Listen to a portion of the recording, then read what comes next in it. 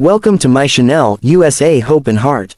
Tonight, I want to take you into a story that will touch your heart, soften your soul, and remind you why kindness is the greatest gift we can ever give.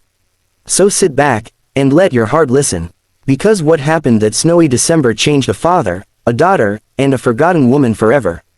The first snow of the season drifted peacefully onto the roofs of the small town of Riverstone. The streets glimmered under the faint golden lights wrapped around lampposts. Children ran outside to catch snowflakes on their tongues, laughter echoing through the crisp winter air. But inside the Wilson home, things felt different that year. James Wilson, a single father, sat on the sofa, sorting through bills that seemed higher than ever. He tried his best to hide the stress, especially from his 7-year-old daughter, Emily, who was sitting on the living room carpet, carefully decorating a small cardboard star for the Christmas tree. "Daddy," she said without looking up, her tiny fingers smudged with glitter, "do you think Mommy can see our tree from heaven?" James's heart squeezed. "Of course she can, sweetheart," he whispered. "She sees everything, and she's proud of you." Emily smiled softly and glued another glitter piece onto the star. Christmas had always been her mother's favorite holiday. She used to bake gingerbread cookies, hang ornaments, and sing off-key holiday songs until James begged her to stop. After her passing 2 years ago, the season felt quieter, heavier. Still, James tried to keep the magic alive for Emily, even if it meant hiding his own loneliness. 2 days later, a heavy snowstorm hit the town. Streets emptied, shops closed early, and neighbors hurried home. But James had promised Emily they would walk around the block to see the holiday decorations. He bundled her in a pink coat, wrapped a scarf around her neck twice, and they stepped outside.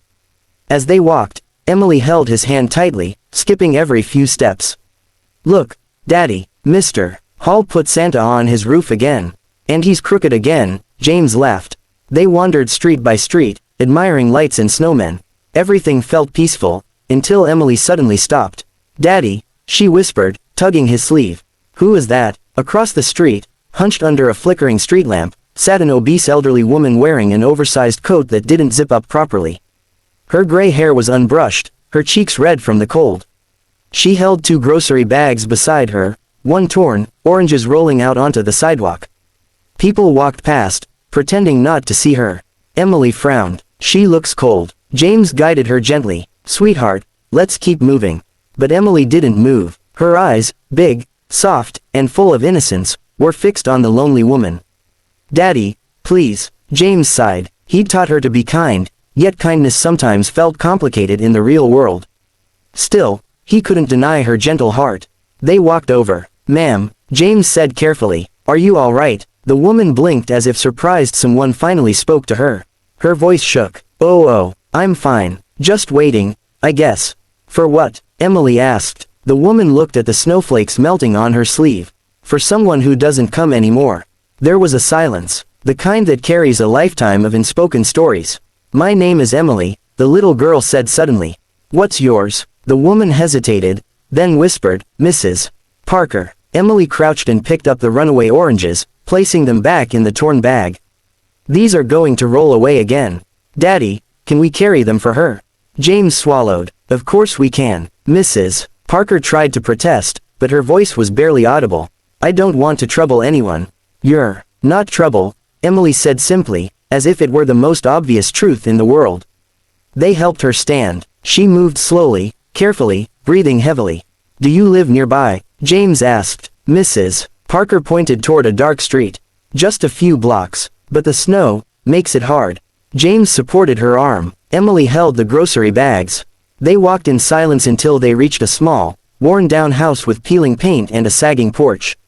The lights inside were off. "You can come in, if you'd like, Mrs. Parker offered quietly. If it's not too much." James hesitated. Emily didn't. "I want to see your house," she chirped. Inside, the home smelled like old books and dust. The furniture was decades old. A single blanket lay on the couch, and the heater rattled weakly. "Do you live alone?" James asked gently. "Yes," she said. "My husband passed years ago. My son moved across the country. He used to call during Christmas, but..." Her voice broke. "He hasn't called in 3 years." Emily looked around, noticing the absence of any Christmas decorations. No tree, no lights, no presents, nothing. "Don't you like Christmas?" she asked. Mrs. Parker smiled sadly. I used to. But holidays, they get quieter when no one is around. Emily leaned into her father and whispered, Daddy, she's lonely.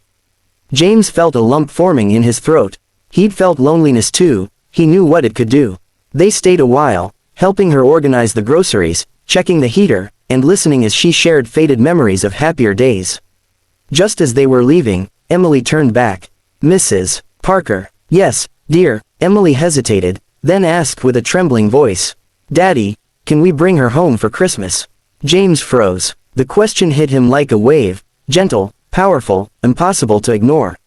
Mrs. Parker gasped softly. Goodness, no, I can't intrude. You wouldn't intrude, Emily said firmly. You'd be our friend. James knelt in front of his daughter. Sweetheart, Christmas is in 2 days. We don't even have everything prepared yet. But we have love, Emily said, her voice cracking. Daddy, you always say Mommy wanted us to help people. I think Mommy would want us to help her. James felt his eyes burn.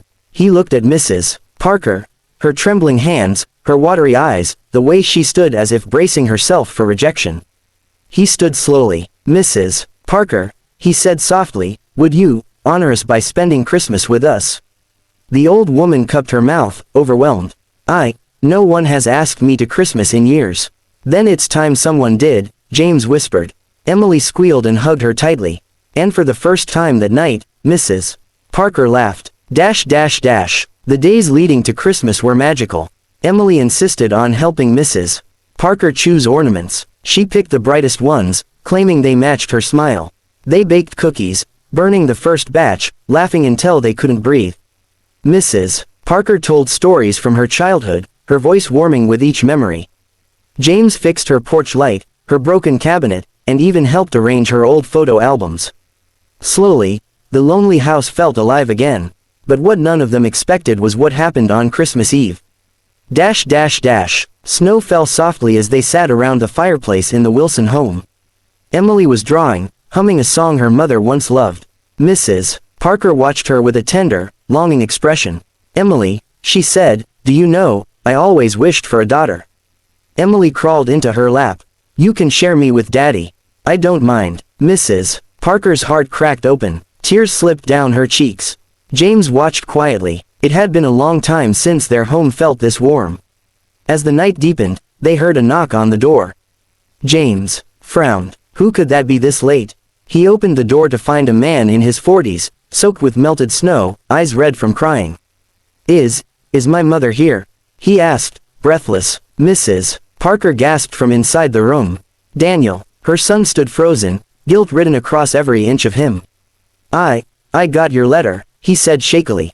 The one you wrote last year. I found it only last week. You said you were alone. I didn't know things got this bad. Mrs. Parker's legs trembled, and James rushed to steady her. Daniel fell to his knees in front of her. Mom, I'm sorry. I'm so sorry. I should have been here. She touched his face gently. But you're here now, Emily whispered to James. Christmas miracle. He nodded. Christmas miracle. Daniel hugged his mother so tightly she sobbed into his coat. I promise, he said, you'll never spend another Christmas alone. Mrs. Parker looked at James, then at Emily. Thank you, she whispered. If you hadn't stopped that night, I might have given up. Emily hugged her. We love you. I love you too, she said, voice breaking. The next morning, Christmas morning, they all gathered around the tree. There weren't many gifts, but the room was full of warmth. Mrs. Parker brought handmade scarves she knitted overnight. Emily proudly wore hers, spinning like a ballerina. Daniel helped James cook breakfast, and the two men found unexpected friendship. They ate, laughed, cried a little, and healed together. Because sometimes, family isn't who you're born with. Sometimes, family is the love you choose to give. As the sun set, painting the sky orange and pink, Mrs. Parker sat between James and Emily. This, she whispered, is the best Christmas I've had in decades. Emily leaned her head on her shoulder. Next year too, Mrs. Parker smiled. Next year, and every year after. James watched them, his daughter, her new grandmother in heart, and the miracle that came from a simple moment of kindness. He realized something powerful. One small act can rewrite someone's entire life story. And so, that Christmas, a lonely widow found a family, a grieving father found hope, a little girl found the joy of giving, and the world became a little softer. Thank you for watching this emotional story on USA Hope and Heart. If this story touched your heart, if it reminded you of the power of kindness, please like, comment, and subscribe, so we can continue sharing stories that bring hope, love, and light into the world.